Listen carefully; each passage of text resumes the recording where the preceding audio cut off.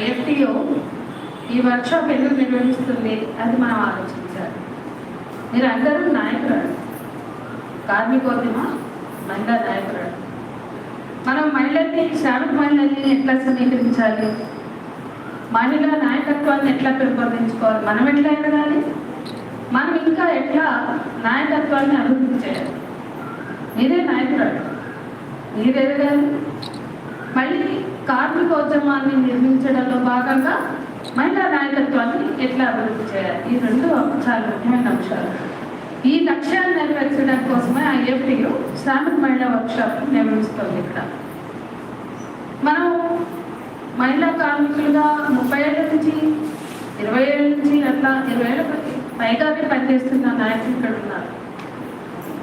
మన నాయకులు ఏదో ఒక పిలుపునిస్తే ఆ పిలుపుల్లో పాల్గొనడం, లేకపోతే మనం వేడి మహిళలుగా, వేడి కార్మిక నాయకురాలుగా, లేదా ఆయా రంగాల్లో పనిచేస్తున్న నాయకులుగా కొంత ఆ పని రంగంలో పనిచేయడం చేస్తున్నాం. కానీ మొత్తంగా భారతదేశంలో శ్రామిక మహిళా ఉద్యమం ఎంత కీలకమైంది ఉదయం నుంచి రమక్క చెప్పారు. అట్లాగే సమాజంలో స్త్రీలుగా పితృస్వామ్యాన్ని ఎదుర్కొంటున్న మహిళలుగా, అంటే ద్వంద్వ దాడి ఇవాళ శ్రామిక మహిళల పైన జరుగుతుంది. శ్రామిక మహిళలు అంటే అందరూ పునాది వర్గాలకు చెందినటువంటి వాళ్ళు, పేద వర్గాలకు చెందినటువంటి మహిళలే. వీళ్ళందరూ కూడా ద్వంద్వ దాడిని ఎదుర్కొంటున్నారు, పితృస్వామ్యాన్ని ఎదుర్కొంటున్నారు, ఇటు శ్రమ దోపిడీని ఎదుర్కొంటున్నారు. అంటే కార్మికులుగా దోపిడీని ఎదుర్కొంటున్నారు, అట్లాగే లింగ వివక్షను ఎదుర్కొంటున్నారు. ఇవన్నీ కూడా ఇవాళ ఉదయం నుంచి మనకు అక్కడ చెప్పారు జాన్సకాల మక్క. ఎంత మహిళా నాయకురాలమైనా మనం పనిచేసే చోట, మన యూనియన్లో, మన కంపెనీలో, మనం పనిచేసే కాడ ఈ శ్రమ దోపిడీతో పాటు స్త్రీలుగా పితృస్వామ్యాన్ని కూడా మనం ఎదుర్కొంటున్నాం. కుటుంబంలో ఎదుర్కొంటున్నాం, కుటుంబంలో పితృస్వామ్యాన్ని అనుభవిస్తూ అణచివేత గురవుతూ బయటకు వచ్చి పనిచేసే చోట కూడా అదే వివక్షని, అదే అణచివేతని, అదే అసమానతను ఎదుర్కొంటున్నాం. అందుకని శ్రామిక మహిళలుగా మన మీద అసమానతను ఎట్లా ఎదుర్కోవాలి, లింగ వివక్షను ఎట్లా ఎదుర్కోవాలి, పితృస్వామ్యాన్ని ఎట్లా ఎదుర్కోవాలి, ఇవన్నీ ఒకదానికి సంబంధం ఉన్నటువంటి అంశాలు. ఇవన్నీ కూడా మనం అర్థం చేసుకోవాలి, అవగాహన పెంచుకోవాలి. ఆ అవగాహన లేకుండా మనం ఎదగలేదు. అవగాహన ఉన్నప్పుడే మనం నిజంగా ఒక పటిష్టమైన కార్మిక మహిళా నాయకత్వాన్ని పెంపొందించగలుగుతాం, మనం కూడా ఎదగలుగుతాం. ఇది చాలా ముఖ్యమైనది.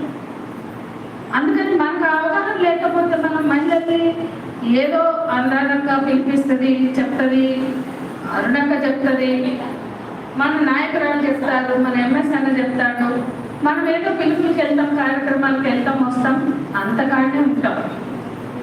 అట్లా కాదు మనం ఉండాల్సింది. అట్లా ఉంటే మనం బలమైన మహిళా ఉద్యమాన్ని, బలమైన కార్మిక మహిళా ఉద్యమాన్ని నిర్మించలేము. కానీ ఇది ఎంత కీలకమైందంటే, కార్మిక మహిళా ఉద్యమం అంటే సామాజిక, ఆర్థిక, రాజకీయ చైతన్యంతో నిర్మించవలసిన ఉద్యమం. అప్పుడే ఈ ఉద్యమాలన్నీ సమాజ మార్పుకు దోహదీసే ఉద్యమాలు. ఇవన్నీ ఈ ఉద్యమాలు, ఈ కార్మిక మహిళా ఉద్యమం ఎంత కీలకమైంది అంటే సమాజ మార్పుకి దోహదపడుతుంది. శ్రామిక వర్గ మహిళల్ని మనం అభివృద్ధి చేసుకోవాలి, వాళ్ళకి చైతన్యపరచాలి, వాళ్ళకి అన్ని హక్కులు ఉన్నాయి. రాజకీయంగా ప్రశ్నించే చైతన్యం కావాలి, వాళ్ళ చుట్టూ ఉన్నటువంటి రాజకీయ నాయకత్వాన్ని ప్రశ్నించాలి, హక్కులు పొందాలి. కార్మిక మహిళగా శ్రమ దోపిడీని ప్రశ్నిస్తూ అనేక అంశాలు నేను చెప్తాను క్లాస్లో. సమాన పనికి సమాన వేతనం అటువంటి ఎన్నో ఉంటాయి. 4 లేబర్ కోడ్లు ఇవాళ మనం చేస్తున్నాం కదా రోజు. ఈ అంశాల మీద మనం పనిచేయాలి, మహిళల్ని సమీకరించాలి, మహిళలుగా వాళ్ళు ఎదుర్కొనే పితృస్వామ్యాన్ని మనం అడ్రస్ చేయాలి. మనకు అర్థమైతే కదా, పొగడంగా కొట్టకుండా ఉంటాడు, అది కూడా మాట్లాడతామా? అసలు పెళ్ళప్పుడు ఎన్ని తులాలు ఒప్పుకున్నారు, ఎన్ని తులాలు ఇస్తుందా, ఇచ్చిన బంగారం కట్టుకుందా లేదా, ఇస్తామన్నవన్నీ ఇచ్చిందా లేదా, ఎంత ఇస్తామన్నారు, ఆడపిల్ల పెడితే ఎక్కువ ఇచ్చిందా లేదా, లేకపోతే ఆడపిల్ల పుట్టినందుకు 1,00,000 రూపాయలు ఇచ్చిందా లేదా? లేకపోతే ఇట్లా ఎన్నో అంశాలు మన జీవితంలో కనపడుతున్నాయి. అవన్నీ మన జీవితంలో ఎదుర్కొంటూ మనం ఇవాళ ఒక చైతన్యవంతమైన మహిళలుగా ఎదగాలని మనం అనుకుంటున్నాం. ఎట్లా ఎదగలుగుతాం? మనం నిత్యం వరకట్టిన సమస్యలు ఉన్నాయి. భర్త పెత్తనం ఇంట్లో వాడు పని చేసినా చేయకుండా, ఒకవేళ పని చేసి తెచ్చినా ఇవ్వకుండా, పని చేస్తాడు కానీ చేసిందంతా తెచ్చి ఇస్తాడా? ఇంట్లో ఇస్తాడా? ఇయ్యదు. ఆడు తాగి తిని కుక్కలు తిని మందు తాగి ఆయన కాడికి ఇచ్చి కూరగాయలు మనం ఇస్తే ఎక్కువ, అంతేనా? మనమే పని చేయాలా, మనమే ఇల్లు నడపాలా. ఇవన్నీ ఎదుర్కొంటూ మనం బయటకు వచ్చి పని చేయాలి. ఇది ఎట్లా సాధ్యం? ఇంత ఇంటి పనితో అసలు బయటకెళ్ళి ఆడవాళ్ళు బయటకెళ్ళి పని చేయడాన్ని అంగీకరించిన కుటుంబాలు ఇంకా ఉన్నాయి, ఈరోజు కూడా ఉన్నాయి. వెళ్ళిపోతాను యూనియనా నీకు? యూనియన్ ఎందుకు? ఇంట్లో మగడు కొట్టి పెట్టు, పిల్లలకి కొట్టి పెట్టు, ఇల్లు చూసుకో, యూనియన్ అని మంచిగా బయలుదేరను అంటుందా లేదా? ఆడాడ అంటారా లేదా? ఇళ్ళల్లో అంటారా లేదా? కాబట్టి యూనియన్లో మనం భాగస్వామ్యం కలిగి ఉండాలంటే ఒక యుద్ధం ఇంట్లో చేయాలి. మరి ఇంట్లో యుద్ధం చేసి బయటకు వచ్చి యుద్ధం చేసి ఈరోజు మనల్ని మనం నిలబెట్టుకోవాలి అంటే ఎటువంటి అవగాహనతో యుద్ధం చేయాలి. ఏదో నోరు కొట్టినట్టు అయిపోతుందా? కాదు. మనము ఒక అవగాహనతో పనిచేయాలి, ఒక స్పష్టతతో పనిచేయాలి. ఎందుకు? కార్మిక మహిళలుగా మన పోరాటాల్లోకి రావాలి, మహిళల్ని సమీకరించాలి, శ్రామిక మహిళలు. ఎందుకు మనం కుటుంబంలో పితృస్వామ్యాన్ని అవగాహన చేసుకుని మన అస్తిత్వాన్ని నిలబెట్టుకుని మన చైతన్యాన్ని పెంచుకోవడం అంటే మన స్వార్థంతో ఆలోచించడమా, సామాజిక బాధ్యతతో ఆలోచించడమా? ఈ విషయాలన్నీ కూడా మనం అవగాహన చేసుకోవడానికి ఈ వర్క్షాప్ని మనం నిర్వహించుకుంటున్నాం. ఒకటి గుర్తు, అందరం కూడా ఆలోచించాల్సిన విషయం, మనం నిలబడాలి. ఎప్పుడు చూసినా ఆ కుటుంబ భారాలతో, పిల్లల బాధ్యతలతో, రకరకాల అణచివేతలతో మనం ఎప్పటికీ కూడా ఎదగకుండా ఉండేటువంటి ఒక సామాజిక, రాజకీయ, ఆర్థిక వాతావరణంలో మనం గెలవాలి. ఇవాళ స్త్రీలకు అనుకూలంగా సమాజం లేదు, స్త్రీలకు అనుకూలంగా రాజకీయాలు లేవు, రాజకీయ వ్యవస్థలు లేవు, సామాజిక వ్యవస్థలు లేవు, న్యాయ వ్యవస్థ కానీ, పోలీసు ఎవరికైనా కష్టమైస్తే, అన్యాయం జరిగితే ఎక్కడ పోతాం? పోలీస్ స్టేషన్కి పోతాం, ఎక్కడ పోతాం? కోర్టుకు పోతాం. కాబట్టి స్త్రీల హక్కుల గురించి ప్రస్తావించాలంటే, స్త్రీల సమస్యల గురించి ప్రశ్నలు లేవనెత్తాలంటే, లేదా ఆ సమస్యల మీద పోరాటాలు చేయాలంటే మనకున్న మన సమాజంలో ఉన్న రాజకీయ వ్యవస్థలు కానీ, న్యాయ వ్యవస్థలు కానీ, పోలీస్ వ్యవస్థలు కానీ స్త్రీలకు అనుకూలంగా లేవు, స్త్రీ పురుష సమానత్వాన్ని అంగీకరించవు, రాజ్యాంగాన్ని అమలు చేయవు. ఇన్ ప్రిన్సిపల్ రాజ్యాంగం అమలు చేస్తామంటారు, పోలీస్ స్టేషన్కి వెళ్తే మనం పోరాడి సాధించిన చట్టాలు అక్కడ ఉంటాయి, ఆ చట్టాలు అమలు చేయడానికి ఏదో మంత్రంగా ఒక ప్రయత్నం చేస్తారు.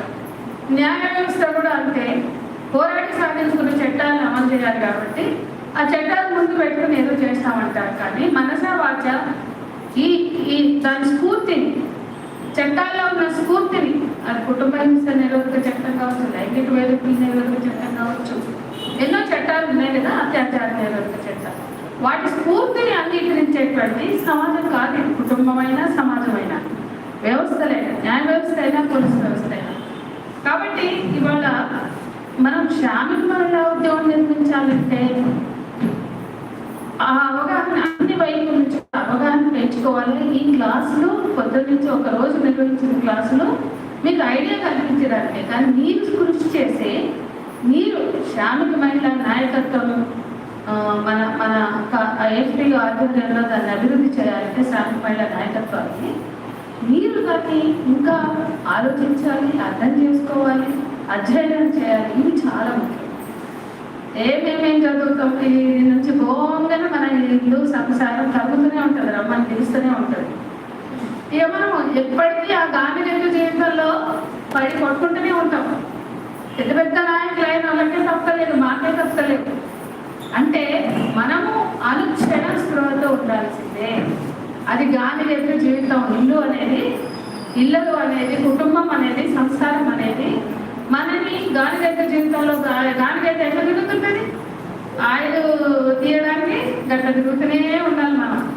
అయినా సరే బాధ్యతలు వదిలేసుకోనికే కాదు, ఒక రోజుతో వదిలించుకునేవి కావు. అయినా సరే మనం నిలబడాలి. మనం బేడీ కార్మిక మహిళా నాయకురాలుగా, అమాన్య నాయకురాలుగా, లేకపోతే అనేక సంఘాలుగా మనం కదా ఇంటి గృహ కార్మికులుగా ఉన్నారు, అనేక రంగాల్లో మనం పనిచేస్తున్నాం కదా, భవన నిర్మాణ మహిళా కార్మికులుగా. ఆ రంగాల్లో మనం పని చేయాలి. ఓన్లీ మహిళా సంఘంలోకి వెళ్ళి ఏదో ఎవరికైనా వర్కట్ట వేధింపులు ఉన్నాయనో, మొగడు కొడుతున్నాడనో, అట్ట వేధిస్తుందనో, లేదా ఇంకేవో బాధలు ఉన్నాయనో ఆ వాటిని చేయడమే కాదు, మీరు ఇంకా ఆర్గనైజ్డ్గా అంటే సంఘటితంగా మహిళా కార్మికులు మీరు సమీకరించాలి. కాబట్టి ఈ 2 అంశాలని దృష్టిలో పెట్టుకోవాలి. ఎక్కడెట్లా పనిచేయాలి నేను చెప్తాను కామ్రేడ్స్. ముందు ఒక శ్రామిక, ఇప్పటిదాకా శ్రామిక మహిళల వాస్తవం మొదటి అంశం 12 అంశాలుగా చెప్తాను బ్రీఫ్గా ఉన్న గంటలోని. శ్రామిక మహిళల వాస్తవ స్థితిని మనం అర్థం చేసుకోవాలి. చట్టాల్లో ఉన్నట్టు మనం లేవు, సినిమాల్లో చూపించినట్టు మనం లేవు, అవి మన జీవితాలే కావు. సో మన జీవితాలు ఏంటి? పొద్దున్న లేస్తే నీళ్ళు ఎట్లా తెచ్చుకోవాలి, వంట ఎట్లా చేయాలి, కూరగాయలను ఎట్లా చూసుకోవాలా, మొగడు పెట్టే బాధలు లేదా అన్ని డిమాండ్స్, కోరికలు, గొంతెమ్మ కోరికలు ఎట్లా తీర్చాలా, ఇక ఆ ఇల్లు నడపడానికి అప్పులో సొప్పులో ఉంటే అప్పులోనే ఎదుర్కోవాలా, ఇక ఇవన్నీ చేయాలంటే పొలం కావాలి, పని కావాలి. అందరికీ గవర్నమెంట్ జాబ్లు ఉన్నాయా? పనులంతా ఈజీగా దొరుకుతున్నాయా? మనమంతా ఎక్కువగా ఇక్కడ ఉన్నది వాళ్ళ శ్రామిక మహిళలు అంటే అసంఘటిత రంగంలో కార్మిక మహిళలు.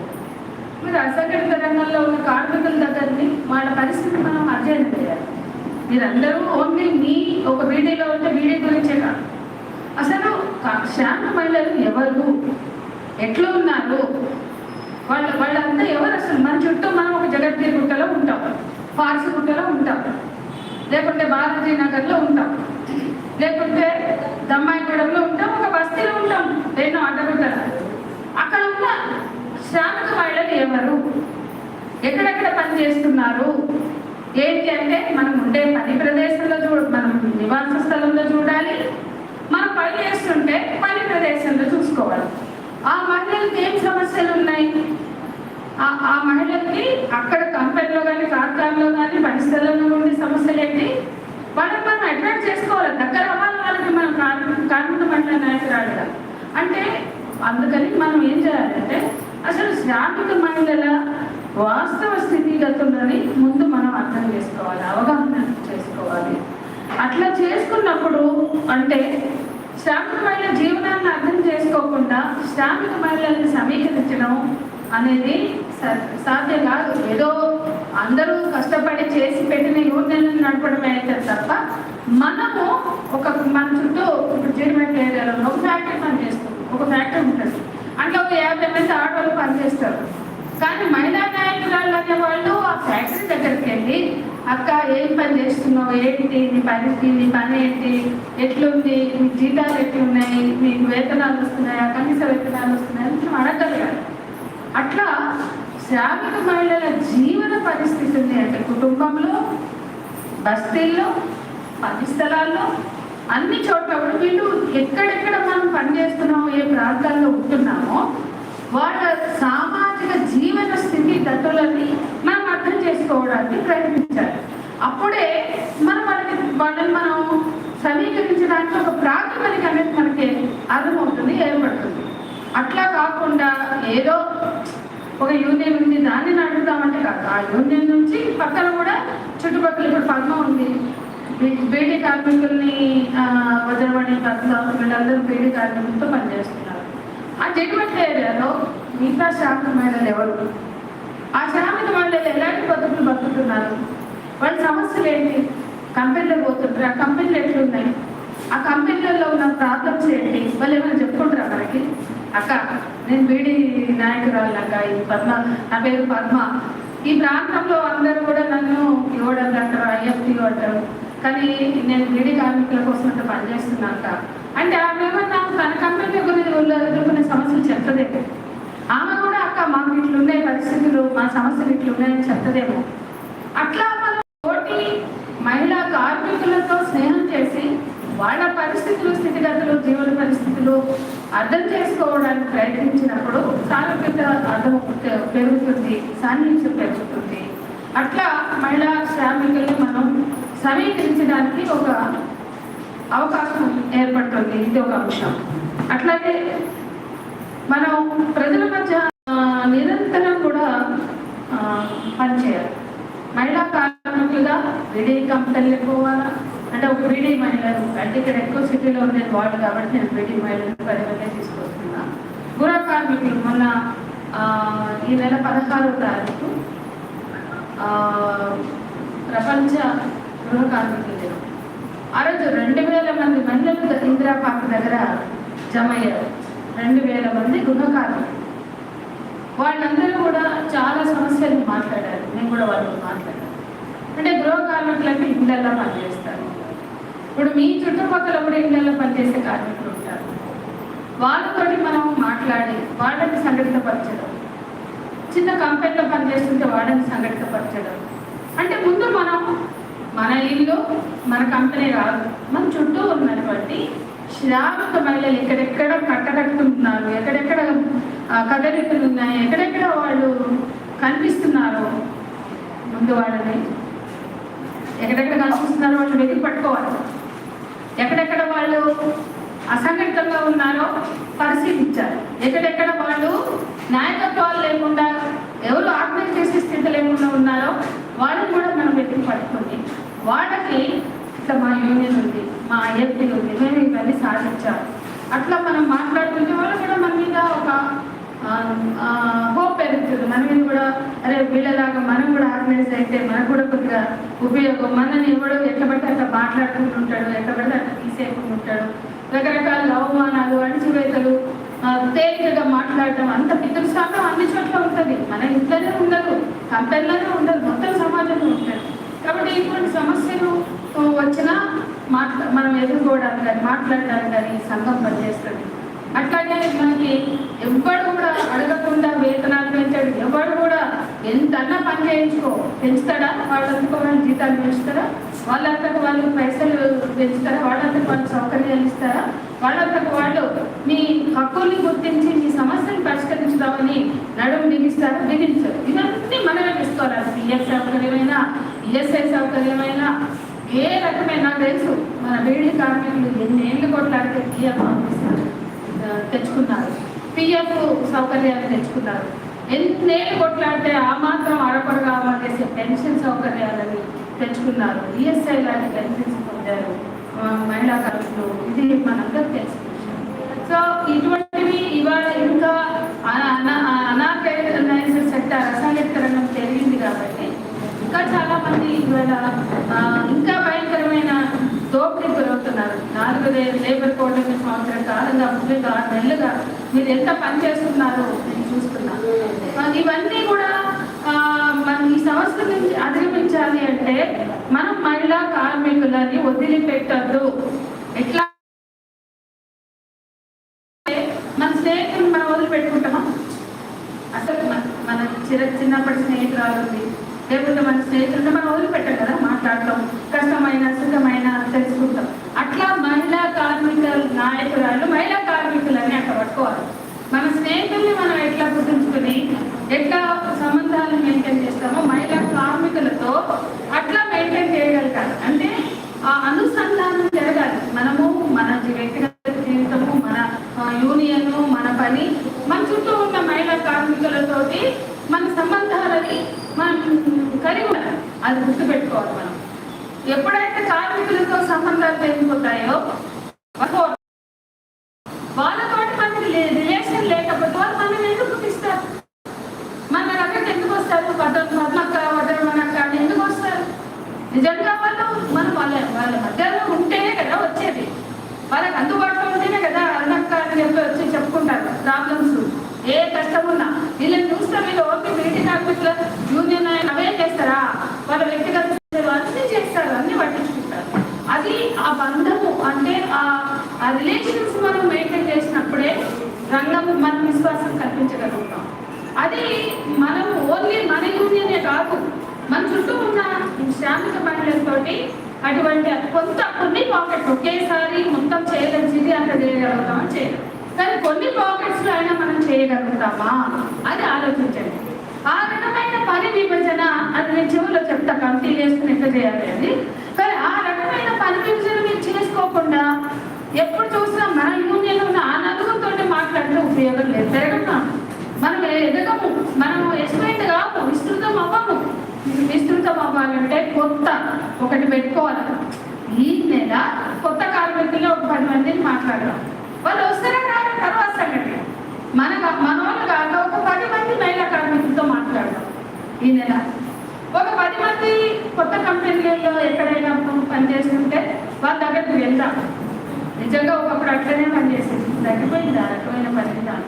నాకు తెలుసు అన్నక్క లాంటి వాళ్ళు స్టార్టింగ్ వచ్చినప్పుడు, అనురాధ లాంటి వాళ్ళు ఉన్నప్పుడు ఎన్నెన్ని యూనియన్లు. మేమైతే స్టూడెంట్స్గా ఉన్నప్పుడు డిహెచ్ఎల్ పోయి అక్కడ కంపెనీలో స్ట్రైక్లు అయినా అక్కడ పోయి కరపత్రాలు పంచేది, ఆర్టీసీలో కరపత్రాలు పంచేది, ప్రతాప్ స్టీల్స్ ఏదో జరిగింది అక్కడ పోయేది, మొత్తం Jeedimetla industry area, Uppal industry area, అక్కడ అంబర్ బీడ్ కంపెనీ దానికి పోయేది. అంటే హైదరాబాద్లో ఈసీఎల్ సైడ్ చిన్న చిన్న ఎలక్ట్రానిక్స్ కంపెనీలో మన యూనియన్లు ఉంటాయి, అక్కడ పోయేది. జీడిమెట్లలో మస్తు ఉంటాయి. ఇప్పుడు నాకు హెచ్బిఎల్ హైదరాబాద్ బ్యాటరీస్ ఉంటాయి, ఇట్లా చాలా కంపెనీలు. మీటర్ ఫ్యాక్టరీ పోయేది బాలానగర్ దగ్గర. అట్లాంటి అంటే నేను విద్యార్థులుగా ఉంది అప్పుడు ఇంటూ వాడు పనిచేస్తున్న అన్ని కంపెనీలకు పోయి కరపత్రాలు వచ్చాయి. అన్ని కంపెనీలకు పోయి మహిళా కార్మికులతో మాట్లాడేది. మేము అప్పటికి విద్యార్థి రంగంలోనే ఉండాలనుకున్నాము. కానీ నేనేమంటున్నాను, ఇప్పుడు అటువంటి వాతావరణం లేదు. కానీ ఉన్నంతలో కొన్ని ప్రాంతాల్లో అయినా మహిళా కార్మికులతో మనం అటువంటి సంబంధాలను కలిగి ఉన్నప్పుడే మనకి సజీవ సంబంధాలు ఉంటాయి. అవి మనం దీర్ఘకాలంగా కార్మికోద్యమం నిర్మించడానికి దోహదపడతాయి అనేది నేను అభిప్రాయపడుతున్నా. అట్లాగే 3వ అంశం మహిళల తక్షణ సమస్యలపై పోరాటాలు. ఇది 3వ అంశం. మొదటి అంశం శ్రామిక మహిళల వాస్తవ జీవనాన్ని అర్థం చేసుకోవడం, వాటిని పరిశీలించడం. 2వ అంశం నిరంతరం ప్రజల మధ్య ఉండడానికి, మహిళా కార్మికుల మధ్య, అంటే ప్రజలంటే మహిళా కార్మికులు. ఇక్కడ మనం శ్రామిక మహిళా నాయకత్వం, దానికి బాధ్యతలు, శ్రామిక మహిళా నాయకత్వం ఎట్లా శ్రామిక మహిళలను సమీకరించాలనే అంశం కదా మనం మాట్లాడుతుంటుంది. ఆ వెలుగులోనే ప్రతిదీ అర్థం చేసుకోవాలి. అట్లా నిరంతరం మహిళా కార్మికుల మధ్య ఉండడం. 3వ అంశం మహిళల తక్షణ సమస్యలపై పోరాటాలు. చాలా సమస్యలు ఉంటాయి. కానీ ఇప్పుడు ఒక కంపెనీ కానీ, ఒక బిల్డింగ్ కంపెనీ కావచ్చు, లేకపోతే ఒక ఫ్యాక్టరీ కావచ్చు, లేకపోతే మనం పనిచేసే చోట తక్షణ సమస్యలు, అన్ని సమస్యలు మనం ఒకసారి చేయగలమా? లేదు. కాబట్టి ఇప్పుడు బీడీ కార్మికులు ఉన్నారు, లేకపోతే మహిళా కార్మికులు ఉన్నారు, వాళ్ళు ఇందిరమ్మ ఇల్లు కావాలంటున్నారు. బయట అంటే సమాజంలో ఉండే సమస్యలు, ఇందిరమ్మ ఇల్లు కావాలి, రేషన్ కార్డులు కావాలి, మంచినీళ్ళ సమస్య ఉంది, మరుగుదొడ్ల సమస్య ఉంది, కూరగాయలకి స్కూళ్ళల్లో సీట్లు కావాలి, లేకపోతే ఇవన్నీ మన చుట్టూ ఉండే శ్రామిక మహిళల చుట్టూ ఉండే సమస్యలు. మనం శ్రామిక మహిళా నాయకత్వం కంపెనీలో లేదా పరిసరాల్లో పనిచేయడం ఒక బాధ్యత. మన నివాస స్థలంలో ఏ సమస్యలు ఉన్నాయి? ఇప్పుడు మన బీడీ కార్మికులుగా ఉన్న వాళ్ళకి ఇల్లు ఉండదు. వాళ్ళకి ఇల్లు కావాలంటే ఏం చేయాలి? ఆ రాజకీయంగా మన చుట్టూ ఉన్న రాజకీయ నాయకుల మీద ఎటువంటి ఒత్తిడి తేవాలి. మహిళా కార్మికులుగా అంటే ఐఎఫ్టీలు కార్మిక మహిళా నాయకత్వంగా మీరు మీ తోటి మహిళలని సొంత ఇంటి కళ నెరవేరడం కోసం, లేదా ఇప్పుడు అంటే ఇందిరమ్మ ఇంట్లో ఎత్తుకుపోయింది, కానీ ఆ 2 బెడ్రూమ్ల ఇల్లు అది కావాలి అని కొంతమందిని లిస్ట్ వేసుకోవాలి. వేసుకుని వాటి కోసం కూడా మనం ప్రయత్నం చేయాలి. అప్పుడు అరే ఈ అక్క నాకు కంపెనీ నాకు పనిచేసే కాడ కాదు, నా కోసం, నా ఇంటి కోసం, నా జీవితం కోసం కూడా అక్కడ నిలబడుతుంది అనే ఆలోచన వాళ్ళకి వస్తుంది. అట్లా కొన్ని సమస్యలు, పెన్షన్ సమస్యలు ఉన్నాయి. ఇటువంటి మన నివాసాల చుట్టూ ఉండే కార్మిక నాయకత్వంలో లేదా కార్మిక మహిళల్లో ఉండే సమస్యలు కూడా మనం ఎంచుకుని పనిచేయాలి. అట్లానే పని చేసే చోట యాజమాన్యం ఉందనుకోండి, అన్ని డిమాండ్లు మన హక్కులకు అన్ని డిమాండ్లు పెడితే వాడు చేయడు. కంపెనీ మూసేస్తా, నీ సౌదలు పడేస్తా, నువ్వు ఎక్కువ తక్కువ అడిగితే అసలు నీకు కొలువేయ్యా, నీకు ఉద్యోగం వేయ్యా, పడేస్తా అనేవి కూడా చూసినాం. అట్లాంటప్పుడు మన యూనియన్ నాయకత్వంగా చర్చించుకుని అసలు తక్షణ సమస్యలు ఏంటి. ఇప్పుడు మొన్ననే నాకు జాన్ సెక్టర్ కూడా చెప్పింది, ఆడ 2000 మంది ఆడవాళ్ళు పనిచేస్తారు. ఏ కంపెనీ అంటే shorty exports company, textile company, మన గార్మెంట్స్, రెడీమేడ్ గార్మెంట్స్ కంపెనీ. వాళ్ళకి గుండుగుత్త జీతం వేసుకుంటారు కానీ ఏ బెనిఫిట్లు లేవు. కనీసమైనటువంటి హక్కులు వాళ్ళకి ఉన్నా కూడా వాటిని యాజమాన్యం కాల రాస్తుంది. సో 2000 మందితో పని చేయించుకుని లాభాలు పొందుతున్నారు. దేశమంతా కంపెనీలు ఉన్నాయి, కానీ కనీసం ఒక మహిళా కార్మికురాలకి ఏ అవసరాలు ఉంటాయి? పని చేసే చోట చిన్న పిల్లలు ఉంటే ఇళ్ళ కాడ వదిలి రాలేదు కదా, వాళ్ళకి పెన్షన్ పెట్టాలి. అది తక్షణ సమస్య కదా. 2000 మంది పనిచేసే చోట చిన్నపిల్లల వాళ్ళు ఎంతమంది ఉంటారు? 100 మంది అని ఉండరా? ఒక 150 మంది, 2000 పనిచేసే కంపెనీలో షాడీ ఎక్స్పోర్ట్స్లో ఒక 150 మంది అయినా చిన్నపిల్లలు ఉన్న తల్లులు ఉంటారు కదా. అందరూ యంగే చూసినాం కదా. మేము కూడా పోయినాం, అక్క వాళ్ళు రోజు పోయినారు, అక్కడ మేము కూడా పోయినాం, చాలాసార్లు పోయినాం. అంతా కూడా 30-35 ఏళ్ళ లోపల ఆడబట్టే కనపడ్డారు. దాన్ని 50 ఎవరు లేదు. అంతా నాకు తెలిసి 2000లో కనీసం 1000 మంది అన్న చిన్నపిల్లల తల్లులు ఉన్నారు, అంతమంది యంగ్స్టర్స్ ఉన్నారు. మరి అక్కడ క్రెచ్ పెట్టడం, శిశు విహారం పెట్టడం కనీసమైనటువంటి అవసరం.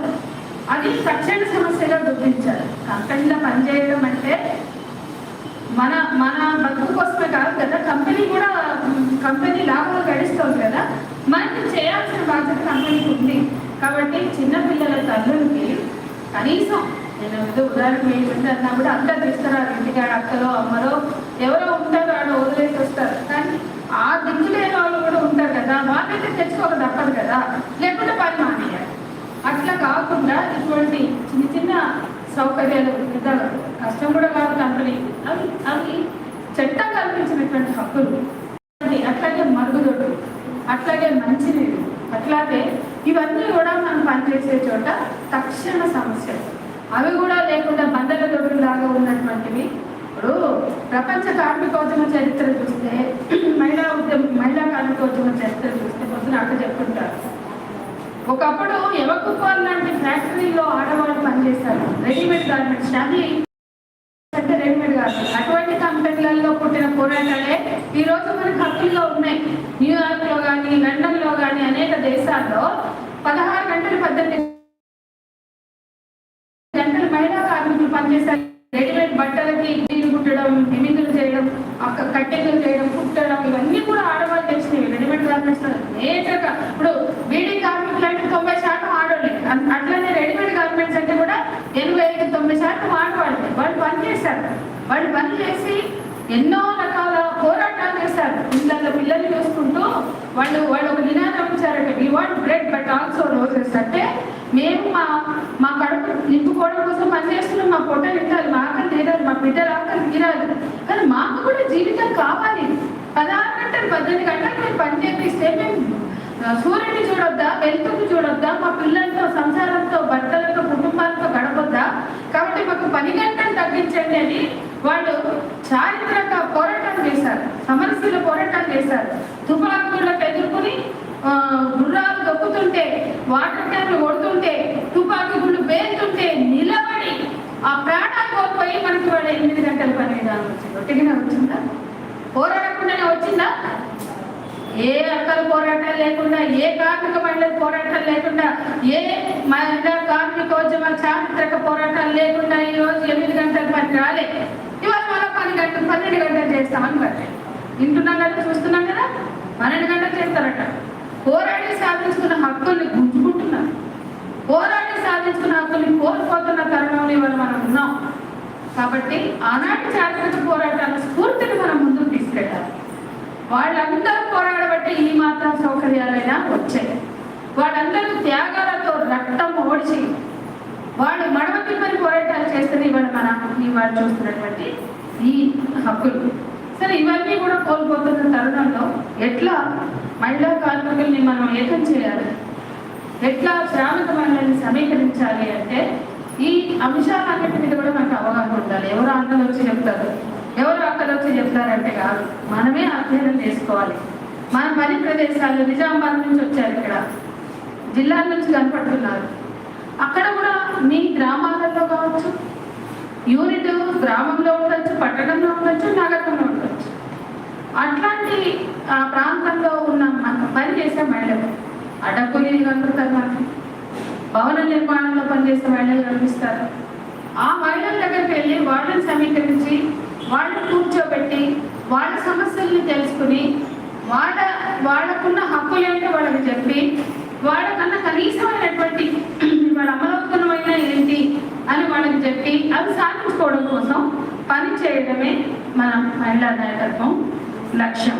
ఇక 4వ అంశం అంటే ఇందాక మహిళల తక్షణ సమస్యల్ని గుర్తించి పోరాటాలు నిర్మించాలి. ఇక 5వ అంశం ఇక్కడ అసలు మహిళా నాయకత్వాన్ని డెవలప్ చేసుకోవాలి. మన బీడీ కార్మికులు 90% ఆడోలే, 95% ఆడోలే, 90% నాయకత్వం మొగలే. అవునా? హైదరాబాద్ తప్ప. కానీ ఇవాళ మొత్తం మన తెలంగాణలో చూస్తే నేను కూడా చిన్నప్పటి నుంచి బీడీ యూనియన్లను చూస్తున్నా. నా చిన్నప్పటి నుంచి నేను నిజామాబాద్ ఎల్లారెడ్డిలో చదువుకున్నా, నిర్మల్లో చదువుకున్నా. నిర్మల మా ఇంటి చుట్టుపక్కల అందరూ బీడీలు చేసేది, వాళ్ళతో పాటు నేను కూడా పెట్టేదాన్ని సరదాగా. నాకు ఆకు తంబాకు మధ్య నేను కూడా పెరిగిన. ఎందుకంటే 1వ తరగతి నుంచి 6వ తరగతి వరకు నేను నిర్మల్లో ఉన్నప్పుడు బీడీలు అంతా బీడీ కార్మిక మహిళల మధ్య పెరిగాను. కాబట్టి నాయకుడు మాత్రం ఎప్పుడూ మగవాడు. అందుకని మహిళా నాయకత్వం లేదా బీడీ కార్మికులు అంటే నాకు తెలుసు చాలా మంది మహిళల నాయకులు ఎదిగారు. పటిష్టమైన నాయకత్వం. వాళ్ళ రకరకాల సంఘాల్లో పార్టీల్లో ఉండొచ్చు, కానీ వాళ్ళు పూర్తిగా అగ్రస్థాయి నాయకత్వంలో ఎదగడం. ఎప్పుడో 85లోనే బోధనలో బీడీ కార్మిక మహాసభ ఇంతమంది మహిళా నాయకులకి వేదిక మీద నేనున్నాను, జైని నెహ్రూ అని, డాక్టర్ జైని నెహ్రూ అని నిజామాబాద్ ఉంటే మేము ఇద్దరమే మహిళలు వేదిక మీద ఉన్నాం. అంటే ఇంత పెద్ద బహిరంగ సభ అని ఇన్ని వేల మంది మహిళలు ఎదురుగా ఉన్నారు. వేదిక మీద గోదావరి, పద్మ వీళ్ళేమో బీడీ కార్మిక మహిళల మీద ఒక్కొక్క కథ చెప్పారు. వాళ్ళిద్దరూ మహిళలు, నేను జైని నెహ్రూ తప్ప అక్కడ మహిళలే. అంటే కింద ఉన్న బీడీ కార్మిక మహిళల ప్రాతినిధ్యం అక్కడ వేదిక మీద లేదు. నిజానికి గోదావరి ఒక్కొక్క చెప్తుంది, పద్మ చెప్తున్నారు, ఇంకెవరు లేరు. మాకు చాలా బాధ గురించి మనం ప్రశ్నించాం. అది అధిగమించాల్సిన అంశంగా 85లోనే లేవనెత్తారు. అప్పుడున్న టీవీకే అన్న వీళ్ళందరితో, వనమాల కృష్ణ అన్న వీళ్ళతో చర్చ చేశారు, గట్టిగా మాట్లాడారు. ఇది వాటిని కూడా కొనసాగుతున్నటువంటి అంశం. సరే, కారణాలు ఏంటి? అవి కూడా పార్టీకి లేదా ట్రేడ్ యూనియన్లకి లేదా మన బీడీ యూనియన్లకి అవగాహన లేదని నేను అనుకోవట్లేదు. కానీ దాన్ని ప్రయత్నపూర్వకంగా అధిగమించేటువంటి కృషి జరగాలంటే మనం చైతన్యంతో ప్రశ్నించాలి. మన మహిళా నాయకత్వం మేము నాయకులుగా ఎదుగుతాము, మేము బాధ్యతలు తీసుకుంటాము. అదే వీళ్ళు ఏదో తోకనే రానీకే పనికొస్తారు, కానీ బీడీ కంపెనీ నుంచి, కార్ఖాన నుంచి, ఇళ్ళ కాడ నుంచి ఈ బీడీ హక్కలంటే, యూనియన్ నాయకురాలు అంటే ఆడవాళ్ళని తోలుతుంది, బయటి కార్మికులు తోలడానికి పనికొస్తారు. కానీ వీళ్ళకి ఎందుకు నాయకత్వం ఇవ్వాలా అనేది పితృస్వామ్యం. అదే పితృస్వామ్యం అంటే అక్క చెప్పింది కదా జాన్సక్క, ఆ పితృస్వామ్యాన్ని బద్దలు మహిళా నాయకత్వం ఎదగాలి. అది నేను తోలుకొస్తా, నేను పట్టుకొస్తా, మేము వేల మంది మీకు వచ్చి కూర్చుంటాం, మేము కూడా మాట్లాడుతాం, మా సమస్య మాకు అవగాహన ఉంది, మేము మాట్లాడతాం, కంపెనీతో చర్చ చెప్తాం. అరడక్క చేయరా, అరడక్క చేయరా, ఇక్కడ ఉన్న కొంతమంది మహిళలు పోయి చేస్తలేరా, ఏదైనా చేయగలుగుతాం. కాబట్టి నాయకత్వం ఎదగాలి. ఇప్పుడు ఉన్నారు, లేదని అంటలేదు, ఒక 3 4 మహిళలు గారు నిర్మల్ గారు ఉన్నారు. ఇంకా ఆ నాయకత్వం ఎంత ఎఫెక్టివ్ ఉండాలంటే ఈ మహిళల్ని మేము ఈ మహిళా కార్మికుల ప్రతినిధులుగా కంపెనీ యాజమాన్యాలతో మాట్లాడతాం, వీళ్ళ సమస్యల మీద వాయిస్ చేస్తాం, వీళ్ళ సమస్యల మీద అధికారికంగా మాట్లాడతాం, ప్రకటనలు ఇస్తాం. రారండి, నేను నేర్చుకొని ప్రకటనలు ఎవరో అన్న లెక్కలు ఇచ్చేగా మీరు ఇవ్వండి ప్రకటనలు. ఎక్కడెక్కడ నిర్మల్లో ఇవ్వండి, నిజామాబాద్ ఇవ్వండి, 6 రోజులు ఉన్నారండి, 6 ఇవ్వండి, ప్రకటన రాసి మీరు ఇవ్వండి. మేము కూడా ఏం రాని రోజు పార్టీల లేదా మహిళా సంఘాల నాయకత్వంలో మా పై నాయకత్వం చెప్పింది నేర్చుకుని ఇప్పుడు సొంతంగా ప్రకటన రాసే కాడికి వచ్చినాం. మీరు ఎందుకు రాలేదు? మీరు కూడా వస్తారు, నాకు తెలుసు. మీరందరూ చేయగలరు. ఆ శక్తి సంవత్సరం మీలో ఉన్నాయి, అది మీరు గుర్తించాలి. అందుకని మహిళా నాయకత్వం ఎదగాలి అంటే ఎవరో పులుగరబెట్టి తొయ్యాలని చూడద్దు. మనమే స్వచ్ఛందంగా మహిళా నాయకత్వాలుగా ఎదగడానికి మనం ట్రై చేస్తూ మన చుట్టూ ఉన్నటువంటి మహిళల్ని నాయకత్వంలోకి అభివృద్ధి చేసుకోవాలి. ఒక ఐఎఫ్టీఓ కార్మిక సంఘం కదా, వాళ్ళకి ఆ బాధ్యత ఉంది. ఐఎఫ్టీలో పనిచేసే నాయకురాలకు కూడా బాధ్యత, కింది నుంచి నాయకుల్ని డెవలప్ చేయడానికి ఎవరికి వాళ్ళు కూడా స్వతహాగా మేము బాధ్యతలు తీసుకుని పనిచేస్తాం. ఒక కంపెనీ బాధ్యత ఇస్తే తీసుకురాదా వజ్రమణి? ఒక కంపెనీ బాధ్యత ఇస్తే అక్క తీసుకురాదా? అట్లనే యూనియన్ బాధ్యతలు కూడా స్వతంత్రంగా నిర్వహించడానికి మహిళా నాయకత్వం ఎదగాలి. ఇది ఒక ముఖ్యమైన అంశం. ఒక్కొక్కటి ఎక్స్ప్లెయిన్ చేయొచ్చు కానీ చాలా టైం పడుతుంది కదా, నేను అందుకనే తొందరగా ముందుకు వెళ్ళిపోతున్నా. ఇది 5వ అంశం మహిళా నాయకత్వం. ఇక 6వ అంశం రాజకీయ చైతన్యం. ఇది ముందు కూడా నేను కొంత ప్రస్తావించాను. రాజకీయ చైతన్యం లేకుండా మనం మహిళా నాయకత్వాలని డెవలప్ చేయలేము. అంటే 4 లేబర్ కోడ్లు అనగా మనమ్మ 4 లేబర్ కోడ్లు చెప్పాలి. ఎవరు అడిగినా ఇక్కడ ఉన్న అక్కలు 4 లేబర్ కోడ్లు చెప్పాలి. రాజకీయ చైతన్యం అంటే మన వాడగట్టుకు వచ్చే, మన గల్లీకి వచ్చే ఎమ్మెల్యేని నిలదీయడం అనేది ఒక అంశం. మన దగ్గరకు వచ్చే ప్రజాప్రతినిధులను ప్రశ్నించడం, నిలదీయడం, మన డిమాండ్ల మీద. ఇప్పుడు పుట్టగుర్తుల మీద ఉద్యోగం ఎట్లా చేసిందో మీరు ఎప్పుడు వచ్చినా కూడా లేదా? అట్లా రాజకీయ నాయకత్వాన్ని, రాజకీయ చైతన్యం పెంచుకోవడం అంటే ఎలక్షన్లు వచ్చినప్పుడు అరే బాగా ఓట్లాడు మీకు వచ్చినవయ్యా, మా సమస్యలు ఇవి, మా గల్లీ డిమాండ్ ఇవి, మా బతుకులకు సంబంధించిన అంశాలు ఇవి, మాకు ఈ హక్కులు ఉన్నాయి, మీరు గుర్తిస్తలేరు అని ఎలక్షన్లు వస్తే రాజకీయ నాయకులు ప్రశ్నించారు. యూనియన్ ఇష్యూస్ వచ్చినాయి, 4 లేబర్ కోడ్ల సమస్య వచ్చింది. అది ప్రతి కార్మికురాలకి కూడా అర్థం చేయించగలగాలి. అది బీడీ రేట్ల పెంపుదల అంశమే కావచ్చు, లేకపోతే భవన నిర్మాణ కూలీ వాళ్ళ హక్కులకు సంబంధించిన అంశమే కావచ్చు, లేకపోతే మనం పనిచేసే ఏ రకమైన కావచ్చు. ఆ రంగానికి సంబంధించిన సమస్యని మనం గుర్తించి పనిచేయడం ఒక అంశం అయితే, అవగాహనతో పనిచేయడం రాజకీయ చైతన్యంతో.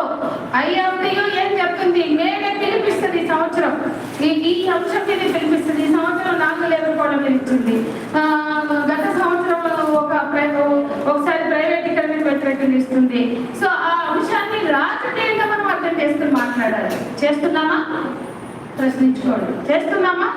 మన కరపత్రాలు ఏవైతే వస్తున్నాయో, మన పోస్టర్లు ఏవైతే ఏ అంశాల మీద పిలుపునిస్తున్నారో అవన్నీ మనం అవగాహన చేసుకుంటున్నామా? అవి అర్థం చేసుకుని తోటి మహిళలకు చెప్పగలుగుతున్నామా? మన చుట్టూ ఉంటే మహిళా కార్మికులకు చెప్పగలుగుతున్నామా? ఈ ప్రశ్న మీరు వేసుకుంటే ఆ పోస్టర్ సారాంశాన్ని మన బుర్రలో పెట్టుకోవాలి. ఆ పోస్టర్, ఆ నినాదం, అందులో ఉన్న వాక్యాలు, అందులో ఉన్న అంశాలు, వాళ్ళు ఏ స్ఫూర్తితో రాస్తున్నారు, ఏ స్పిరిట్ ఇస్తున్నారు, దాని సారాంశం ఏంటి, అది మనం అర్థం చేసుకోవాలి. ఫస్ట్ ఒక కరపత్రం వచ్చిందంటే దాని సారాంశాన్ని మనం అర్థం చేసుకుని 10 మంది మహిళలను కూర్చోబెట్టి చెప్పండి.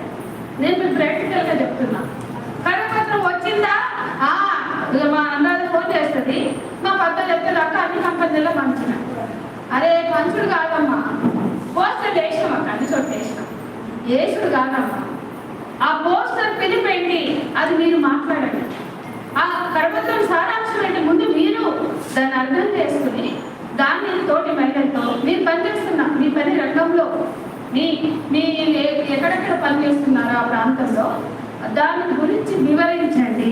అప్పుడే ఇవాళ ఇన్నేళ్ల ఉద్యమాలు, ఇన్నేళ్ల మహోన్నత పోరాటాలు, ఇన్నేళ్ల విప్లవోద్యమాలు ఎందుకు ఇవాళ ఇట్లా అయిపోయింది? ఎందుకు అంటే ప్రభుత్వాలు ప్రయోగించే నిర్బంధాలు ఒక భాగం కావచ్చు, కానీ రాజకీయ చైతన్యం ఏమైంది? మహిళా చైతన్యం ఏమైంది? ఎక్కడ పోయింది? మనం మూఢనమ్మకాల వెంబడి పరిగెడతాము, మనం ఇక అన్ని సాంప్రదాయాన్ని పాటిస్తాం.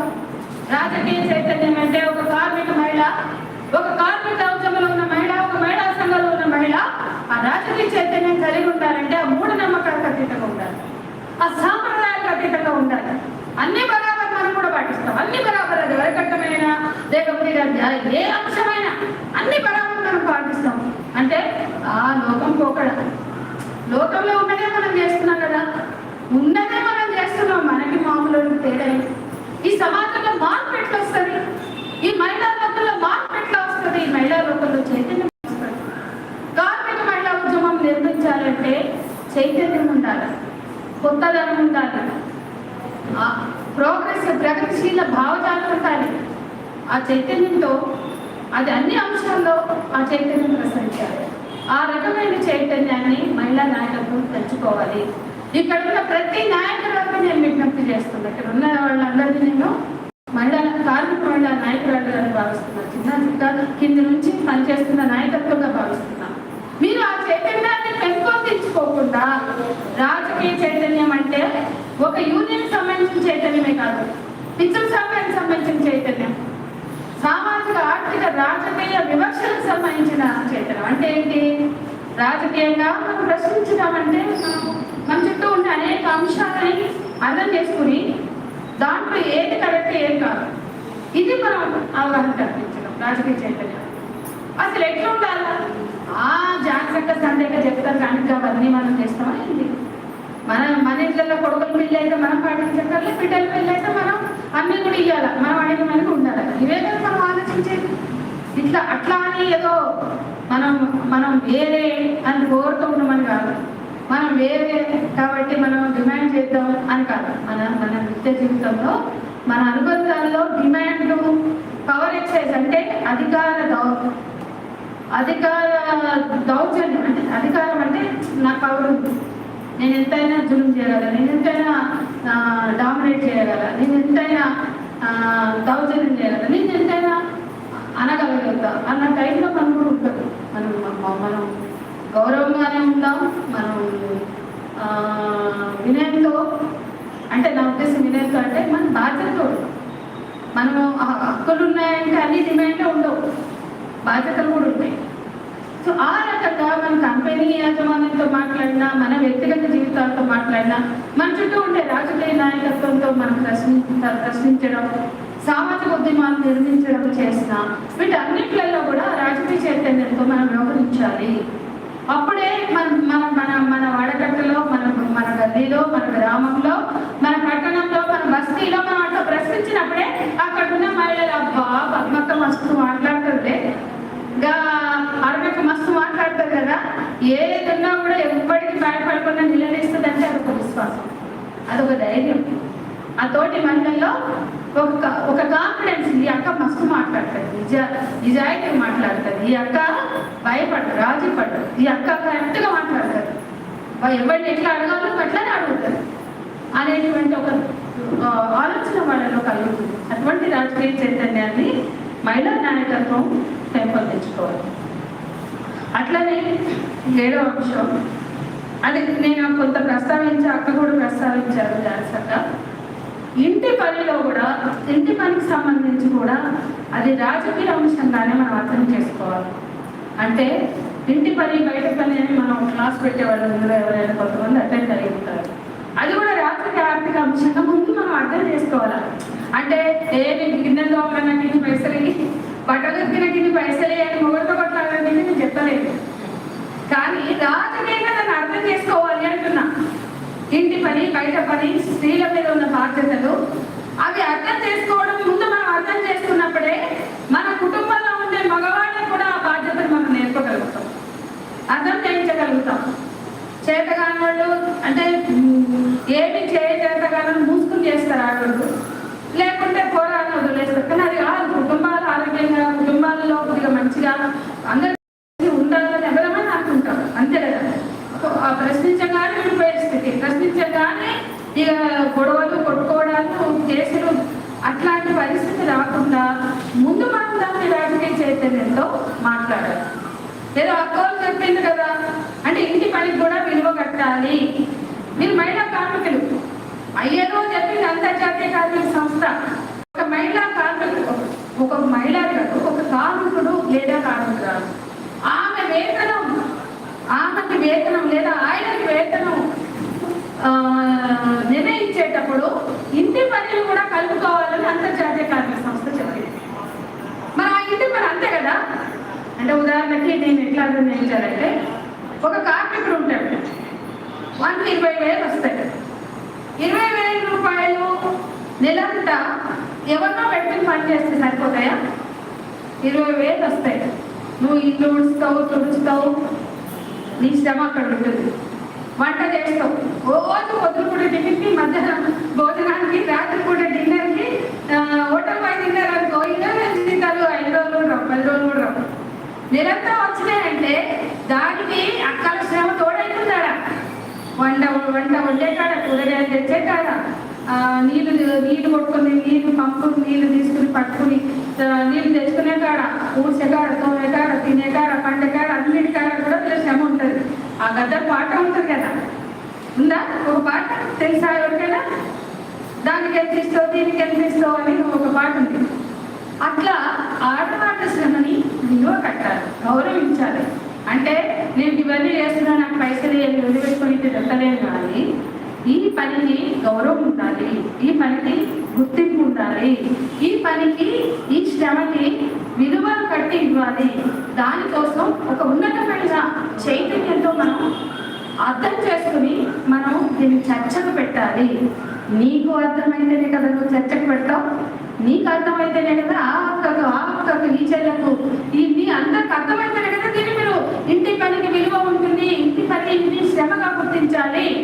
ఇది సహాయం కాదు, భాగస్వామ్యం అని గుర్తించాలి అని అంతర్జాతీయంగా చర్చలు జరుగుతున్నాయి. మీరు మాట్లాడండి, సంధ్యకో అన్నకో అనురాధకో జనసకో కాదు మాట్లాడండి, మీరు మాట్లాడండి. ఇంటి పని సహాయం కాదు, భాగస్వామ్యం అని మాట్లాడండి. సహాయం అంటే ఇక ఆడవాళ్ళు చేసేదంతా వేడినీళ్ళకి అన్నింటితోడే. అదే వారి పైసలంటే అవమానం అయితే తాగుడికి దండకాలకు పోతే ఇంటికి ఉపయోగపడే మెయిన్ పని నీదే, నీ జీతమే వస్తుంది. మా ఇంట్లో పనిచేసి 28,000 సంపాదిస్తాడు, 6 నెలల్లో పనిచేసి. ఆ వద్ద 10,000 సంపాదిస్తాడు, నెలకు 2,000 ఇస్తాడంట. 2,000 ఇస్తాడు, ఎందుకంటే మరి తాగుతాడు, గుర్తు తింటాడు. ఈ 28,000 ఇస్తాడు, ఛాయ్ కూడా తాగదు బయట. మరి వేడి నీళ్ళకి సన్నీళ్ళు తోడనేది నిజమేనా? ఎవరి వేడి నీళ్ళు, ఎవరికి సన్నీళ్ళు? అక్కడే ప్రధాన ఆదాయం అన్నది కాదా? ఇట్లా ఎన్నో ఇళ్లలో ఉంటాయి. కాబట్టి ఇంటి పని అది అందరు మాట్లాడితే ఆడవాళ్ళ శ్రమ సహాయం అంటారు కాదు, ప్రధానం. కాబట్టి దానికి విలువ, గౌరవం ఉండాలి. అది మనం మహిళా కార్మికులుగా చర్చ చేయాలి. అప్పుడు అది ఆత్మస్థైర్యాన్ని తోడ్పడుతుంది. స్త్రీలు కుటుంబంలో ఇంట బయట చేసే శ్రమకి ఒక చర్చ జరుగుతుంది, విలువ ఉంటుంది. ఆ విలువ ఉన్న రోజు ఆడదాన్ని చూస్తాం, ఏదే మస్తు మాట్లాడుతున్నాం, ఏమి ఇష్టం లేదా చెప్పేది తగ్గుతుంది. ఇంట్లో నీ పనికి విలువ ఉంది, నీకు విలువ ఉంది, నీ శ్రమకు విలువ ఉంది అంటే నీకు విలువ ఉంటుంది కదా. నువ్వు చేసే శ్రమకు విలువ ఉన్నప్పుడు నువ్వు ఎంత అన్నా చేయి, తాపత్రయం పడతావు, ఎవరికి తక్కువ కాదు.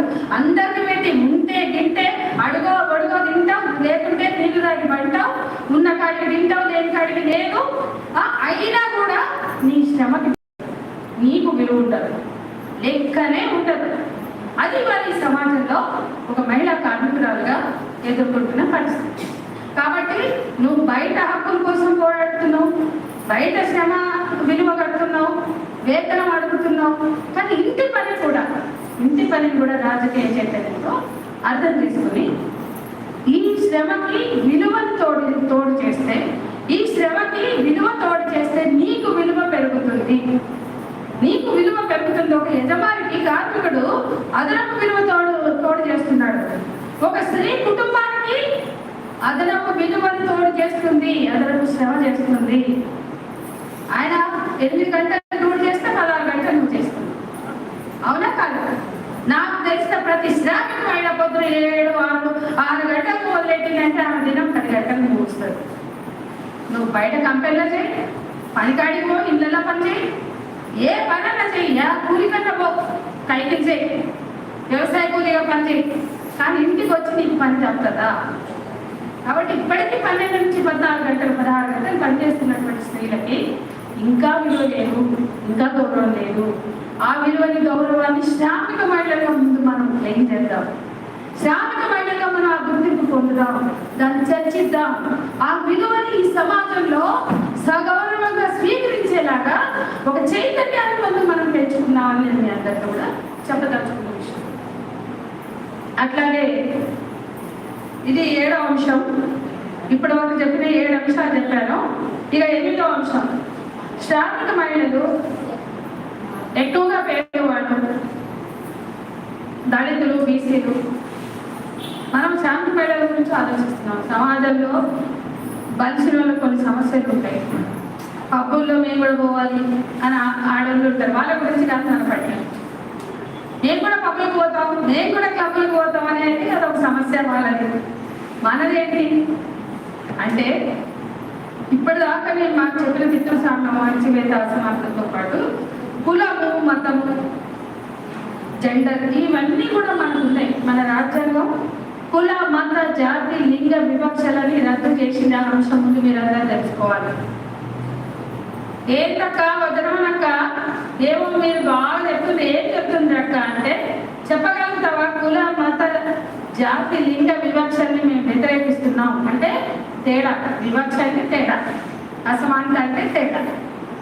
మరి కులాలు అది ఎంత ముఖ్యమైన విషయం అంటే ఇప్పుడు నేను మొత్తం క్లాస్ అని చెప్పాలి. అంత బలమైన విషయం కులం అనేది.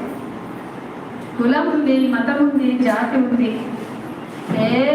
మా ఇంటి పక్కన తురుకోలు ఉన్నారు, ఏ సమస్య అయితే వాళ్ళు అంటారు. లేకపోతే మా ఇంటి పక్కన దళితులు ఉన్నారు, వాళ్ళు పెళ్లిళ్ళ కాడ, ఉండే కాడ, తినే కాడ, అన్నిటి కాడ కులం వస్తుంది, మతం వస్తుంది, జాతి వస్తుంది, అన్నీ వస్తే ఇంట్లో పట్టుకుని వస్తుంది. అంటే స్త్రీలు, పురుషులు.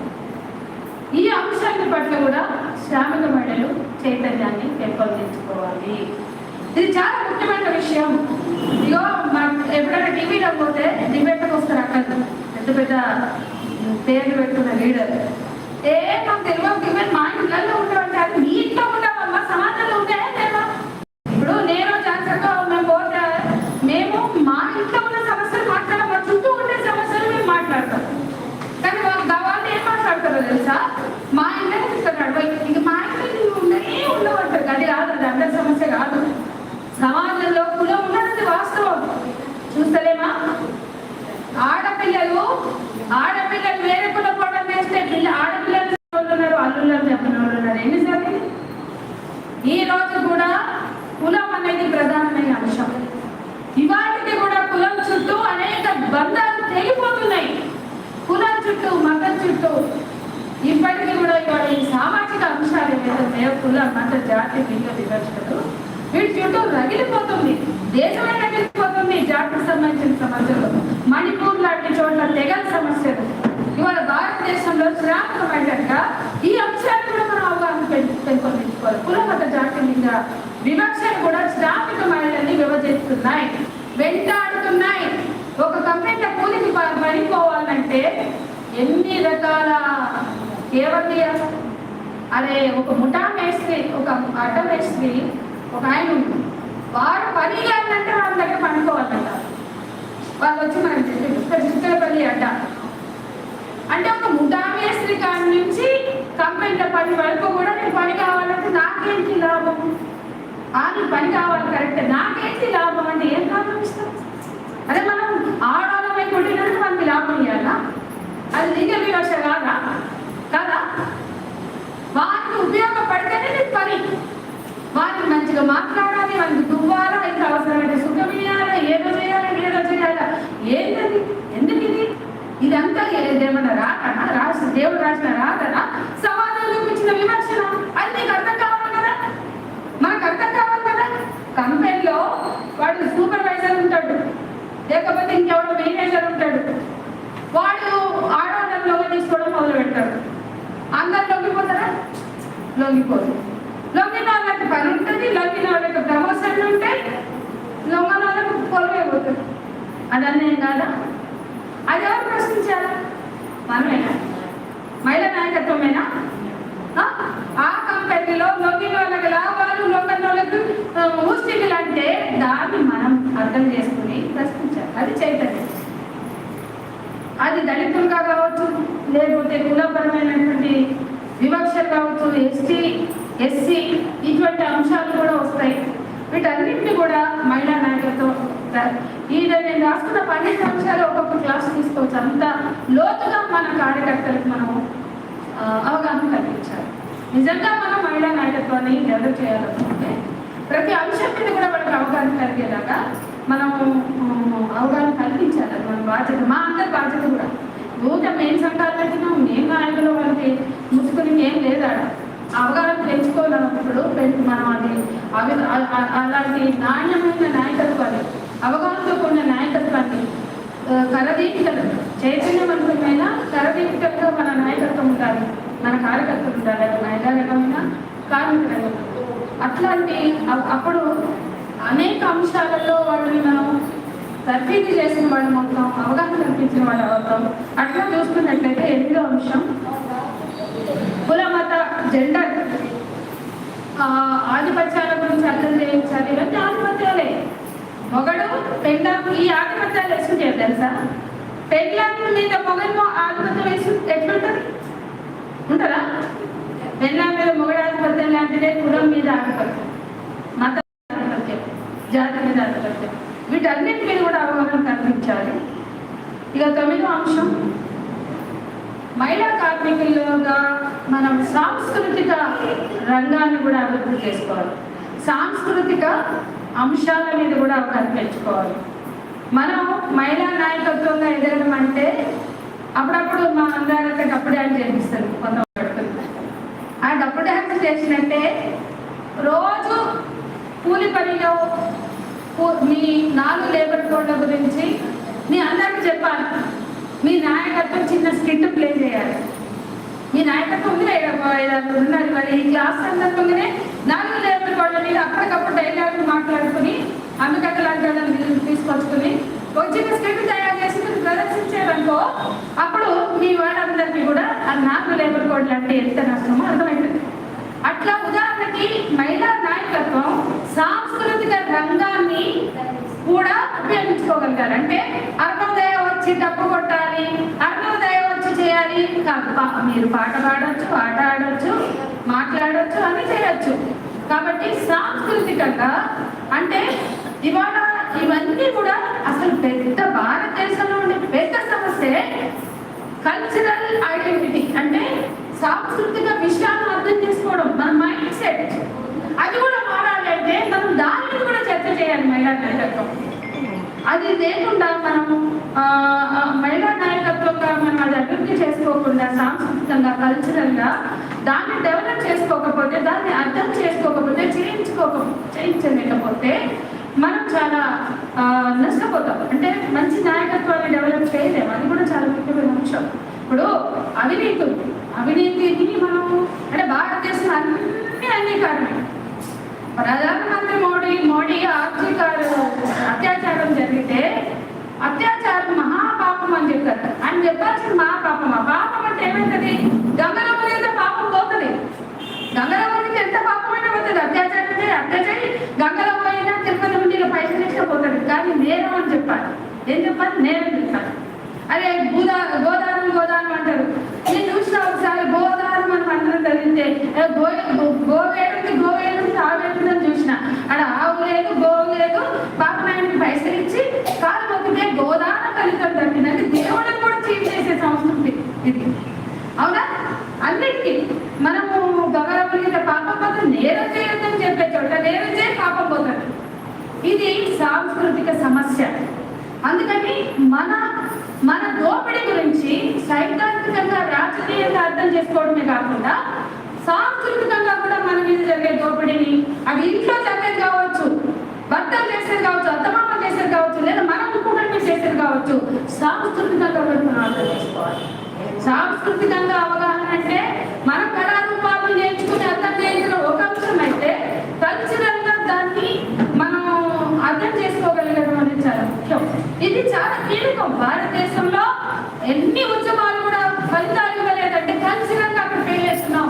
సాంస్కృతికంగా ఆ మైండ్ సెట్ ని కల్పించడంలో, ఆ భావజాలాన్ని చొచ్చుకొనిపోయేలా చేయడంలో కొన్ని, ఇప్పుడు తమిళనాడు లాంటి చోట పెరియ మూవ్మెంట్ జరిగింది. అది సాంస్కృతికంగా కిందకి వెళ్ళింది కాబట్టి వాటి చదువున్నా లేకున్నా కూడా ఆ అస్తిత్వ ఉద్యమాలు చైతన్యం అక్కడ ఉంది. కానీ ఇంత పెద్ద విప్లవోద్యమాలు ఉన్న చోట లేదు. అంటే కల్చరల్ గా, అంటే సాంస్కృతిక సమస్య కదని మనం అర్థం చేసుకోవడంలో ఫెయిల్ అయ్యాం. అది చేయించగలగాలి. అది కార్మిక రంగంలో మహిళా నాయకత్వంగా మనం మనదైన భాషలో, మనదైన అవగాహనతో దాన్ని మనం అర్థం చేసుకుని, అక్క ఇట్లా ఆలోచించదు, తప్పు, ఇది మూఢనమ్మకం, ఇది ఇట్లా చెయ్యొద్దు, ఇది ఆలోచించద్దు, ఇది శాస్త్రీయంగా ఆలోచించే పద్ధతి కాదు అని శాస్త్రీయంగా ఆలోచించమని చెప్పాలి. హేతుబద్ధంగా, సహేతుకంగా, అర్థవంతంగా ఆలోచించాలి అని చెప్పాలి. అటువంటి అప్పుడే ఉపయోగం ఉంటుంది. అట్లాగే ఇక 10వ అంశం, ఇక 12 లాస్ట్కి వచ్చిన 10వ అంశం, ఇక ఎప్పటికీ ముసలి లేనా నాయకులు, మనకి ఏ సంఘటన జాతక కారణానికి వీళ్ళైనా మధ్యలో నాయకత్వం అవుతా, యువ నాయకత్వం కావాలి, కొత్త వాళ్ళు రావాలా, వచ్చిన వాళ్ళందరూ మా పిల్లల్ని కాన్వెంట్ పంపుకోవాలి, మేము మా పని చేసుకోవాలి, పని చేసుకోవాలా, మా ఇంట్లో మాకు ఇది కావాలా, అది కావాలి, ఇవన్నీ తిరుగుతాయితాయా అంటే అన్నలు చేసినది కాలేదా, మనం వదిలేదేమా? మనం కూడా యువ నాయకత్వంగా ఈ అక్కలందరూ ఇంతకాలం పనిచేశారంటే ఎన్ని వదులుకుంటే పని చేసుకుంటారు, మనం కూడా వదులుకోవడానికి సిద్ధపడ్డామా లేదా? యువ నాయకత్వం అట్లా ఆలోచించాలి. మేము కూడా నలుగురితో పాటు నారాయణ అనుకుంటూ మనం అవన్నీ ఆలోచించకపోతే యువ నాయకత్వం ఎక్కడ పోతుంది? ఫోన్ల మీద ఉంటుంది యువ నాయకత్వం అంతా, రీల్స్ చూసుకుంటా ఉంటుంది యువ నాయకత్వం అంతా, అవునా? ఫోన్స్ కాడ, రీల్స్ కాడ యువ నాయకత్వం మునిగిపోతుంది. అట్లా కాదు, సినిమాలు, షికార్లు, లేకుంటే టీవీలల్లా అవేంటి జబర్దస్తులు, అవేవో నాకు అన్ని తెలుగు పేర్లు, ఆ ప్రోగ్రాంలు చూసుకుంటే, లేకపోతే సీరియల్, ఈ సీరియల్ బాబో మాట్లాడుకుంటా ఉంటారు వాళ్ళ మీద. ఏంటక్క ఎవరక్క అంటే నా సీరియల్ అక్క, నాకు తెలిసి బీడీ అక్కలు కూడా ఆడ కూర్చొని కంపెనీలో బీడీ చూసుకుంటే సీరియల్ మాట్లాడుకుంటారు, అవునా? ఇక ఒక మాట ఉంది, ఏమున్నది అక్క సీరియల్లా, అట్లా సీరియల్లంతా విష ప్రయోగాలు చేసి గడుపులు పోగొట్టడం, కత్తులు నూరడం, రౌడీ గంగతో రేపులు చేపించుడు, సంపించుడు, ఇవే కదా సీరియల్ మీద కుట్రలు కుచితాలు ఉంటుంది కదా. అవి మన జీవితాల్లో ఉన్నాయా? నిజంగా ఉన్నాయా? ఉంటాయా? గంటగా ఉంటాయా? ఉంటే కూడా కొద్దిగా ఉంటాయేమో. కానీ మనకి గిద్దుంటే ఇంత చేస్తారు. నాకైతే ఒక్కొక్కసారి అక్కలు మాట్లాడినా, కోడలు మాట్లాడినా, ఈ సీరియల్లో అక్కల్లాగా మాట్లాడుతుంది, ఈ సీరియల్లో కోడలలాగా మాట్లాడుతుంది వీళ్ళు అనిపిస్తుంది. అంటే అంతగానము యువ నాయకత్వం కొరత వచ్చిందంటే యువతంతా సినిమాలకి, షికార్లకి, జబర్దస్తులు, లేకపోతే ఆటలు, బీటలు, ఏవో పిచ్చి పిచ్చి ప్రోగ్రాంలకి, రీల్స్కి పోతున్నారు. ఇది చైతన్యం కాదు, రాజకీయ చైతన్యం అది కాదు. యువ నాయకత్వం ఒక చైతన్యంతో వ్యవహరించేలాగా మనం పనిచేయాలి. యువతని సమీకరించి వాళ్ళకి రాజకీయ తరగతులు పెట్టాలి. యువతను సమీకరించి వాళ్ళకి పాట అంటే ఏంటి, ఆట అంటే ఏంటి, కార్మిక కోట్లు అంటే ఏంటి, ఉద్యమం అంటే ఏంటి, చరిత్ర అంటే ఏంటి, ఎంతమంది మహిళా నాయకులు చరిత్రాత్మక పోరాటాలు చేశారు, స్ఫూర్తిదాయక ఉద్యమాలు నిర్మించారు భారతదేశంలో, స్వతంత్రం కోసం జాతీయోద్యమంలో ఎంతో మంది మహిళలు వచ్చి పనిచేశారు, వాటి చరిత్రలు ఏంటి, ఇవన్నీ కూడా యువ నాయకత్వానికి చెప్పాలి. అప్పుడే కదా వాళ్ళు తయారయ్యేది. ఏం చెప్పకపోతే వాళ్ళు ఏం చేస్తారు? సీరియల్ చూస్తారు. ఏం చెప్పకపోతే రీల్స్ చూస్తారు. కాబట్టి యువ నాయకత్వాన్ని తయారు చేయడం కోసం మనం కార్మిక మహిళా ఉద్యమంలో ఒక దృష్టి పెట్టాలి. ఇది చాలా ముఖ్యమైన అంశంగా నేను భావిస్తున్నా. ఎందుకంటే వాళ్ళు ఉన్నప్పుడే పాత తరంతో కొంతమంది మమ్మల్ని అంటే నాకైతే సిగ్గు అవుతుంది, చాలా సిగ్గు అవుతుంది. మీ తరంతో పోతుందా అంటారు. నాకైతే అది చాలా అవమానం అనిపిస్తుంది, తప్పే. మనతోటే పోతే అది ఉద్యమం లేదు, మన తర్వాత కొనసాగితేనే ఉద్యమం కదా. కాబట్టి ఉద్యమాన్ని ముందుకు తీసుకెళ్ళాలి అంటే తరాలు తరాలు తరాలుగా ఎదగాలి. మా తరం 60లో ఉంటే ఆ తర్వాత 50లో తరం, 40లో తరం, 30లో తరం, 20లో తరం, అట్లా మనం ముందుకు తీసుకెళ్ళడానికి ఎప్పుడు కూడా ఎఫర్ట్ పెట్టాలి. అట్లా ఎఫర్ట్ పెట్టాలి అంటే ఏం చేయాలి అంటే ఉద్యమాన్ని నిర్మించాలి. ఇప్పటికీ నేను అంశాలు చెప్పాను, కావాలని ఇవన్నీ చెప్పుకుంటూ వచ్చాను. ఇప్పుడు అసలు విషయం చెప్తా. ఉద్యమాన్ని నిర్మించాలి, కార్మికోద్యమాన్ని నిర్మించాలి, కార్మిక మహిళా ఉద్యమాన్ని నిర్మించాలి. అంటే కమిటీలు వేయాలి. నువ్వు బస్తీ ఉన్నావా పద్మక్క, నీ గల్లీలో కూడా కమిటీ వేయాలి, బస్తీలో కమిటీ, కంపెనీలో ఒకటి కమిటీ, కమిటీలు నిర్మాణాలు చేయాలి. వ్యక్తులు కాదు సమూహాలుగా పనిచేయాలి. వ్యక్తుల గొప్పతనం ఏమీ లేదు ఉద్యమంలో, సమూహాలుగా చేస్తేనే అది ఉద్యమం. కాబట్టి కమిటీల నిర్మాణం వేయాలి, బస్తీలలో వేయండి, కంపెనీల కాడ పనిచేసే కాడ కమిటీలు వేయండి. ఏ స్థాయి కమిటీలు వీలైతే ఆ స్థాయి కమిటీల నిర్మాణం చేయండి. కమిటీలను నిర్మాణం చేయడం ద్వారా సమూహాలుగా పనిచేసే పద్ధతి అనేది ఒకటి ఏర్పడుతుంది. ఇప్పుడు వేడి ఉంది అన్నారకు ఒకటి నిర్ణయం తీసుకుని మీకు చెప్తే మీరు చేసుడు, మీరు నిర్ణయం తీసుకుని కింద చెప్తే కింద చేసుడు, అట్లా కాదు. ముందు మీ బీడీ యూనియన్ మీటింగ్ పెట్టుకుంటారు, పెట్టుకొని గిట్ల చేద్దాం నువ్వు ఆ కంపెనీకో ఈ కంపెనీకో నువ్వు జీవి పెట్టకో, నేను అడగుట్ట పోతాను, నేను పాల్చుకుంటూ పోతాను, మీరు మాట్లాడుకుంటారు. అట్లా సమూహాలుగా పనిచేయడం, నిర్మాణం చేయడం అనేది కింది వరకు కూడా చేయాలి. పైన చేస్తున్నారు నాకు తెలుసు అది కూడా, కానీ కింద కూడా ఎక్కడికక్కడ 5 పట్టుకో వజ్రమని నీ ఏరియాలో 5 కంపెనీ బాలమని నువ్వే 5 ఒక్కొక్క అక్క మీ ఏరియాలో మీ వాడకట్టలో 4 కంపెనీ. ఆ కమిటీ ఏదైనా వాడకట్ట సమస్యల మీద పనిచేయచ్చు, లేకపోతే రాజకీయ అక్కడ ఏమైనా ఉంటే పనిచేయచ్చు. కానీ మనం నిర్మాణాన్ని తీసుకురావాలి, నిర్మాణంలోకి కార్మిక మండలిని తీసుకురావాలి. అప్పుడే సమూహాలుగా కలెక్టివ్గా పనిచేయడం అనే అంశం మొదలవుతుంది. అట్లా ఇది మీకు టైం లేదు కాబట్టి నేను వివరంగా చెప్పట్లేదు, కానీ ఇది కూడా చాలా నిర్మాణాత్మకంగా పనిచేయడం అంటే ఎక్కడికక్కడ కమిటీలు వేయడం. మనం కమిటీలు వేయడం సాధ్యం కాదు. వేరే కంపెనీలలో మనం తక్కువ ఉంటాం, సిఐటి వాళ్ళు ఎక్కువ ఉంటారు, వేరే వాళ్ళు ఎక్కువ ఉంటారు. అంగన్వాడీ ఉంది, బాలవాడి అంగన్వాడీ ఉంది, ఆశా వర్కర్లు ఉన్నారు. మనకి యూనియన్లు లేవు, అంగన్వాడీ యూనియన్ సిఐటికి ఉంది, ఆశా వర్కర్ సిఐటి ఉంది, ఇంకేదో హెల్త్ వర్కర్ల యూనియన్ ఉంటుంది. కానీ మనకి కొన్ని గ్రామాల్లో మన వాళ్ళు ఉంటారు. అప్పుడు ఏం చేయాలా? వాళ్ళ యూనియన్లో మన చైతన్యంతో పనిచేయాలి. నిర్మాణంలో మనం ఉండాలి, నిర్మాణాలు మనం ఏర్పాటు చేయాలి, నిర్మాణాలు మన చేతుల్లోకి తీసుకోవాలి. అంటే మెల్లగా మన అవగాహనతో అక్కడ పనిచేయడం చేయాలి. మనం ఉంటే కాడ మనమే కమిటీ చేస్తాం, మనం తక్కువ ఉన్న కాడ మనం వేరే కమిటీలో ఉండి మన అవగాహనతో పనిచేస్తాం. ఆ రకంగా నిర్మాణాల్లో మనం ఉండడం ద్వారా సమూహాలతో పనిచేయడం అనేది సాధ్యమవుతుంది. వ్యక్తులుగా ఏమి చేయలేం, వ్యక్తులుగా చేయడం చాలా తక్కువ, కానీ సమూహాలుగా పనిచేయగలిగేది ఎక్కువ, నిర్మాణాత్మకంగా ఉంటుంది, సంఘటితంగా ఉంటుంది. కాబట్టి ఆ రకంగా మనం పనిచేయాలి. అట్లాగే ఐక్యత, ఇది 11వ అంశం.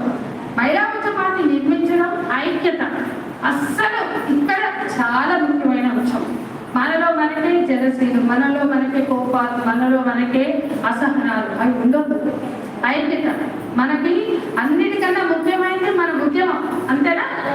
అన్నిటికన్నా ముఖ్యమైనది మన సంఘం, మన ఐఎఫ్టీయు సంఘం, మన బీడీ యూనియన్, మన భవన నిర్మాణ సంఘం, మన గృహ కార్మిక సంఘం, మన కంప్యూటర్ యూనియన్. అది ఉండాలి, కరెక్ట్గా అది మంచిగా ఉండాలి అంటే మనం ఐక్యతతో పనిచేయాలి, ఐక్యతను సాధించాలి. నువ్వు నేను అని కోపాలు, తాపాలు, అసహనాలు, అసహ్యాలు ఇవన్నీ మనం వదిలేయాలి, అవసరం లేదు మనకి. మన సంఘమే మనకు ముఖ్యమైనప్పుడు, సమూహంగా మనం పనిచేయాలనుకున్నప్పుడు ఆ వాటిని గ్రహించగలగాలి. ఇది ప్రతి మహిళా కార్యకర్త నేర్చుకోవాలి, ప్రతి మహిళా కార్యకర్త అనుసరించాలి. తెలియదని నేను అనుకోగానే అనుసరించాలి. మహిళా నాయకత్వం ఎదగాలి అంటే వాళ్ళు కలుపు రావాలి, అందరినీ మహిళా కార్మికులు కలుపు రావాలి, వాళ్ళు ఏ రంగంలో పనిచేస్తున్నారో, ఏ మాటలో, ఏ గ్రామంలో, ఏ ప్రాంతంలో పనిచేస్తున్నారో అక్కడ తోటి మహిళలు కలిసి వెళ్ళాలి. ఇట్లా ఇట్లా ముక్కించుడు మూతించుడు పనిచేయాలి. ఈ ముక్కించుడు మూతించుడు మన పని కాదు, అర్థమవుతుందా? ముక్కు తీసుడు మూకు తీసుడు బంద్ పెట్టి అందరితో కూడా సహనంతో ప్రేమతో మాట్లాడాలి, ప్రేమతో కార్యకర్తలను ప్రగతియాలి, ప్రేమతో మనం ఉద్యమాలు నిర్మించాలి. ఉద్యమాలు ఆశతో నిర్మిద్దాం, భవిష్యత్తు కోసం నిర్మిద్దాం, సంఘటితంగా పోరాటాలు నిర్మిద్దామంటే ప్రేమతో నిజాయితీతో నిబంధనతో వాటిని నిర్మించడం కోసం మనం పనిచేయాలి. అటువంటి మహిళా నాయకత్వాన్ని మనం అభివృద్ధి చేసుకోవాలి, చేయాలి. ఇది చాలా ముఖ్యమైన విషయం. ఇక నిర్మాణ సూత్రాలు కూడా మన సంఘాలకు ఉన్నాయి. మనందరికీ యూనియన్లు ఉన్నా, సంఘాలు ఉన్నా, మనకు ప్రణాళికలు ఉన్నాయి. ఆ ప్రణాళికలు, ఆ నిర్మాణ సూత్రాలు అందరూ విధిగా తెలుసుకోవాలి. నెక్స్ట్ టైం నాకు అరుణక్క అందరికి అవకాశం ఇస్తే నేను మీ ప్రణాళిక ఎవరికైతే అర్థమైనా అడుగుతాను. ఇప్పుడు టైం లేదు కాబట్టి వదిలేస్తున్నా. ఎందుకంటే ప్రతి సంఘానికి నిర్మాణ సూత్రాలు ఉంటాయి, ప్రతి సంఘానికి ప్రణాళిక ఉంటుంది. అది మనం తెలుసుకోవడం విధిగా. మహిళా సంఘం అనుకో పిఓడబ్ల్యూకో వాళ్ళ పిఓడబ్ల్యూ నిర్మాణ సూత్రాలు ఏంటి, దాని అవగాహన ఏంటి, దాని సైద్ధాంతిక అవగాహన ఏంటి, దాని లక్ష్యాలు ఏంటి, దాని కర్తవ్యాలు ఏంటి తెలుసుకోవాలి. అట్లాగే కార్మిక సంఘం అది ప్రతి మహిళా కార్యకర్త విధిగా అది శాస్త్రం లాగా భావించి నేర్చుకోవాలి. అట్లా అప్పుడే మనం సంఘ నిర్మాణాన్ని మనం అవగాహన చేసుకోగలుగుతాం. ఆ అవగాహన మనలో ఉండాలి. అంటే ఆ అవగాహన మనకు ఉండాలి, అది అర్థం చేసుకోవాలి. అట్లాంటి మన సంఘం సాహిత్యం కావచ్చు, నేను ఇందాక చెప్పాను పిలుపులు, కరపత్రాలు, వీటితో పాటుగా బుక్స్ వస్తున్నాయి. అవన్నీ కూడా అందరూ కూడా చదువు వచ్చిన వాళ్ళంతా కూడా కనీసం నేర్చుకోవాలి. చదువు రాని వాళ్ళు ఉంటే వాళ్ళని కూర్చోబెట్టి చదివి వినిపించాలి. పద్మక్క ఇప్పుడు చేస్తావు లేదు, నేను వచ్చి చూస్తా. చదివి వినిపించాలి. మీ ఇంట్లో మీటింగ్లు మస్తుగా అవుతాయి. మరి మీ ప్రణాళికలు, మీ సాహిత్యం అంటే కార్మికోద్యమ సాహిత్యం నేను అనేది, అవి మీరు తోటి కార్మికులకు చదివి వినిపించాలి. అప్పుడు వాళ్ళ ఆలోచన కూడా దాని వైపు కొంత మడుతుంది. అట్లా మనము చైతన్యాన్ని పెంచుకోవడం అని అక్కడ మాట్లాడుతున్నాం కదా, నిర్మాణాత్మకంగా కూడా ఎదగాలి. నిర్మాణాలను పటిష్టంగా అమలు చేయాలి. సంఘ సంస్థ ఆశయాలని, సూత్రాలను కూడా మనమందరం కూడా అదేదో ఇప్పుడు కొన్ని ఆర్ఎస్ఎస్ వాళ్ళు ఉంటారు, వాళ్ళ సూత్రాలు అంటే టక్కటక్కగా చెప్తారు. అంటే నేను వాళ్ళలాగా ఉండాలని కాదు, కానీ మన సూత్రాలంటే మనం చెప్పగలగాలి. ఆ రకంగా మనం ఎదగాలి అని చెప్తూ చివరిగా నేను చెప్పాలనుకుంటున్న అంశం, మనం ఇవాళ కార్మిక మహిళా ఉద్యమాన్ని నిర్మించాలి అంటే అది ఎందుకు ముఖ్యమైన అంశంగా చూస్తున్నాం. అది ఇవాళ సమాజంలో ఎలాంటి పాత్రని పోషిస్తుంది అని మనం అర్థం చేసుకోవాలి. అంటే ఈ సమాజ మార్పుకు దోహదపడే కీలకమైన కార్మిక మహిళా ఉద్యమం మీరు చేస్తున్నారు. మార్పులో అన్ని విధాల ఒక ఉన్నత ప్రమాణాలతోటి ఎదిగేటువంటి ఒక మహిళా ఉద్యమాన్ని మీరు నిర్మిస్తున్నారు. కార్మిక మహిళా ఉద్యమం అంటే వ్యాంగార్డ్ ఆఫ్ ద సొసైటీ అని చెప్పి రష్యాలో కార్మిక వర్గ నేతృత్వం, కార్మిక వర్గ నాయకత్వం అన్నారు. సరే, ఈరోజు కార్మిక మహిళా నాయకత్వం చాలా కీలకమైంది. ఇవాళ ఇంతమంది పనిచేస్తున్న కార్మికులు రాజకీయ చైతన్యంతో, సామాజిక చైతన్యంతో ఉన్నారనుకోండి, ఎంతో మార్పుకి ఇది దోహదపడుతుంది. మీరు ఆలోచించండి.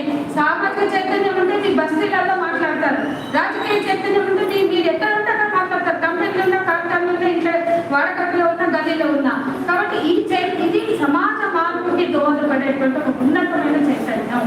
ఈ దేశంలో ఒక మార్పు రావడం కోసం దోహదపడే ఒక గొప్ప కార్మిక మహిళా ఉద్యమం నిర్మించడంలో మీరందరూ కూడా భాగస్వాములు అవుతారు. అప్పుడే మనమంతా కూడా ఒక మంచి సమాజాన్ని నిర్మించుకోగలుగుతాం, ఒక కొన్ని హక్కుల్ని సాధించుకోగలుగుతాం, సాధించుకున్న హక్కుల్ని పొడగొట్టుకోకుండా నిలుపుకోగలుగుతాం. ఎంతో మంది చారిత్రక పోరాటాలు చేసి సాధించిన హక్కుల్ని ఇవాళ నిలబెట్టుకోవడం కూడా మనం దానికోసం కూడా పోరాటాలు చేయాల్సిన అవసరం ఉంది. ఆ పోరాటాలు చేసినప్పుడే భావి తరానికి భవిష్యత్తు అనేది ఉంటుంది. రేపు మన పిల్లల తరానికి, రాబోయే తరాలకి ఒక మంచి సమాజాన్ని నిర్మించగలుగుతాం, మంచి కుటుంబాలను ఇవ్వగలుగుతాం, ఆ మంచి ఆరోగ్యకరమైన కుటుంబాలను ఇవ్వగలుగుతాం. మనం ఇట్లా ఆలోచిస్తే మన కుటుంబాల్లో ఆరోగ్యకరమైన విలువలు ఉంటాయి. స్త్రీ పురుష సమానత్వం ఉన్న చోట హింస ఉండదు. స్త్రీ పురుష సమానత్వం ఉన్న చోట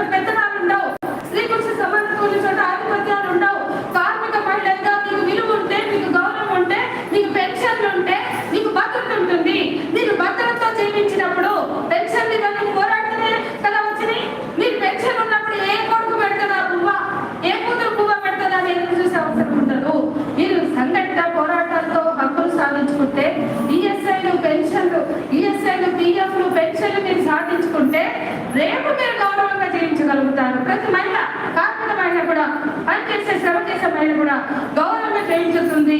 ఎవడు అన్నం పెడతాడా, ఎవడు తిండి పెడతాడా, ఎవడు మూవ్ చేస్తాడా, ఎవడు తంతాడా, గువ్వ పెట్టమంటే తండ్రి ఉన్నాడు, తిట్టే కోడలు ఉంటుంది లేదా కొట్టే కోడలు ఉంటుంది. ఎన్ని చూస్తున్నాం, ఎన్ని రకాల సమాజంలో చూస్తున్నాం.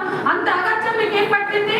మీరు విలువతో బతకాలి, గౌరవంతో బతకాలి. శ్రామిక మహిళ ఉద్యమాన్ని నిర్మించడం ద్వారా, శ్రామిక మహిళలో ఆ చైతన్యాన్ని నింపడం ద్వారా గౌరవంతో, ఆత్మగౌరవంతో జీవించేటువంటి ఒక కుటుంబాన్ని ఏర్పరచుకోగలుగుతారు, ఒక సమాజాన్ని ఏర్పరచుకోగలుగుతారు. అందుకే ఇప్పటి వరకు చెప్పిన ఈ 12 అంశాలు మీరు అర్థం చేసుకుని గొప్ప శ్రామిక మహిళ ఉద్యమాన్ని నిర్మించాలి, మహిళా నాయకత్వాన్ని అభివృద్ధి చేయాలని ఆకాంక్షిస్తూ సెలవు.